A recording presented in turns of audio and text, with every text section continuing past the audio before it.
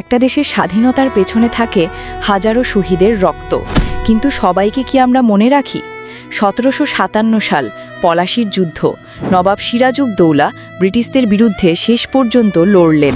তার পাশে ছিল মুসলিম সেনারা, যারা রক্ত দিয়ে রুখতে চেয়েছিল পরাধীনতা। তারপর এলেন টিপু সুলতান, যার নাম শুনেই কাঁপত ইংরেজরা, যাকে ডাকা হতো দ্য টাইগার অফ মহীশূর। তিনি যুদ্ধ করতে করতে শহীদ হলেন ভারতের স্বাধীনতার জন্য। 1857 সালে সিপাহী বিদ্রোহ, সেই প্রথম ভারতের স্বাধীনতা যুদ্ধ। নেতৃত্ব দিলেন বাহাদুর শাহ জাফর, সঙ্গে ছিলেন বেগম হজরত মহল আর মাওলানা আহমদুল্লাহ শাহ, যাকে ইংরেজরা বলতো দ্য সেন্ট অফ ম্যাদ্রান্ডা। কিন্তু আজ কেউ কি তাদের নাম মনে রাখে? কোন বইয়ে লেখা আছে তারা শহীদ হয়েছিল ভারত স্বাধীন করার জন্য? কতজন জানে ভারতের প্রথম শিক্ষামন্ত্রী ছিলেন এক মুসলিম আলেম, মাওলানা আবুল কালাম আজাদ?